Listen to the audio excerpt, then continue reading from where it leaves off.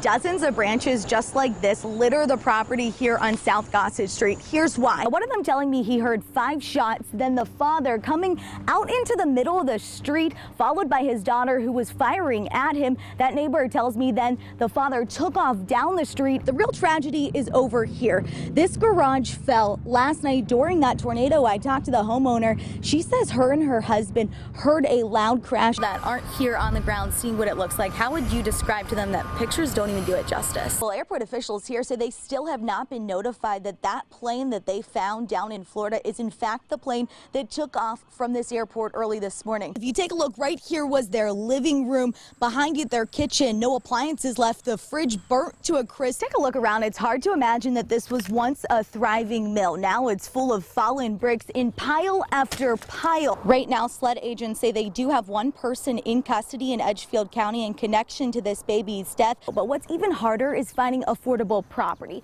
Each one of these stakes marks a piece of land. Clemson grows more resources are coming to the area. The residents say they're poorly connected. So they're asking City Council for funding to build more trails like this one. He knew the solicitor had a lot of evidence showing that Osborne was guilty in all of these charges. So he said this was the ultimate plan. The sheriff's office has about 120 deputies out on the street patrolling in uniform, none of which have these body cameras. Teachers will head back to school starting Monday right here at Anderson District 1. But one of those teachers will return with a crutch and a message that you're not always promised tomorrow. On a Monday in July, this garage was filled with the scent of sawdust. I was over here working on this step, just a little step up into our workshop area. A Spanish teacher by trade, Clayton Porter was spending his days off on a project until the unthinkable happened. Not expecting to use it anytime soon. It was a shock that when this happened. Porter cut through the wood. It goes down a little bit down the side to about right here. The saw kept going, cutting into his left thigh. At first I was not wanting to die was a big thing, and I did everything I could to stay alert. So there's a tourniquet here. Home alone with no answer to his cry for help, he knew just what to do. Back up 10 months. Bleeding is one of those things that can cause death very, very quickly in somebody. And so we felt like it was really important to train our entire district, all of our employees, with the Stop the Bleed kits. Every employee of the district, including Porter, received a survival kit following this training.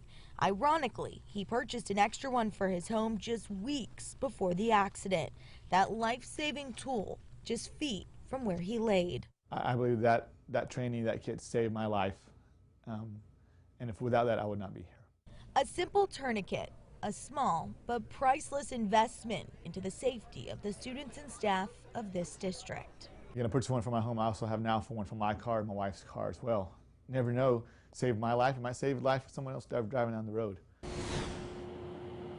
Now, this all happened just 2 weeks ago. The superintendent tells me he hoped that none of his employees would have to open the kit, but he's thankful that it did save someone's life. Now, every employee of Anderson District 1 did receive that training and a survival kit. They purchased about 600 in total. We're live in Anderson County tonight. Nicole Ford, 7 News. A story you'll see only on 7. After nearly 4 years, Emmanuel Carles's family wasn't sure they'd ever get answers. A missing persons case that spanned 3 counties led to the issue of whose jurisdiction. Well, after new leadership took over at the sheriff's office, they took the case to the state, who's found some justice for the family. It's a moment 1,376 days in the making. I keep thinking about what he would say and what he would say to me, and he'll say, "Mama, you got this."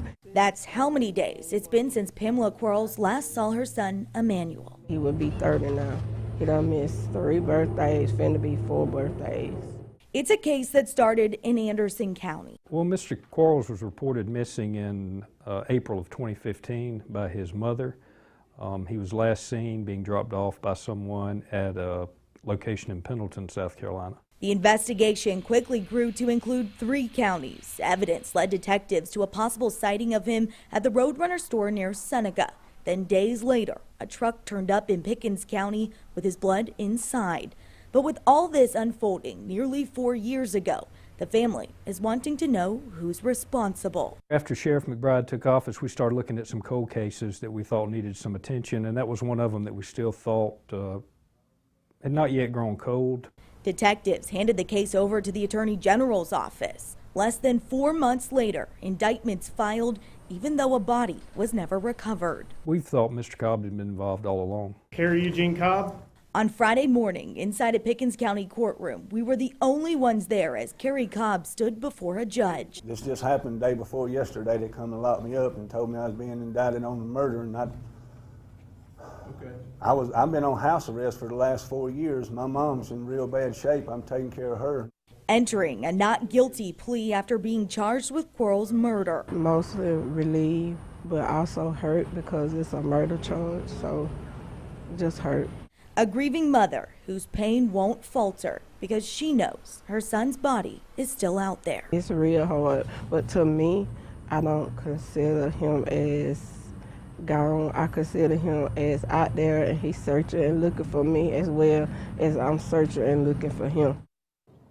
This case is interesting because it's unclear where the crime actually happened. Since the truck was recovered in Pickens County, that's where the Attorney General's office will prosecute. As for Cobb, he's behind bars tonight with no bond. In Anderson County, Nicole Ford, 7 News. Twice a week, you'll find this 76-year-old Vietnam veteran flew like 365 combat missions, walking towards his goal. 14 laps, 3.5 miles. Just a step behind the rest. My wife's niece, Donna, is also a cancer survivor. So years ago, she started a marathon to raise money for cancer. An event the entire family participates in every February except Joe Cole. I was challenged by Lee to do the 5K.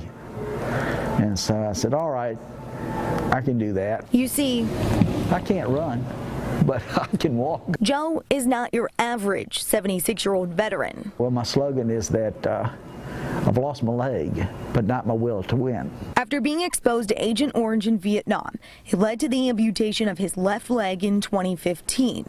Now, during his recovery, he discovered the well walkers. He was telling us all about his 5K that he's doing and was excited because we were tied to Bon Secours, and that's who he had started this whole journey with. Now, every Tuesday and Thursday, Getting ready to do 5, right? You'll find him at the Bon Secours Wellness Arena, walking, step by step. I'm just going to make it. I'm just going to walk it. To inspire others that nothing can hold you back. I've told friends and other people that have already got one foot in heaven. In Greenville, Nicole Ford, 7 News.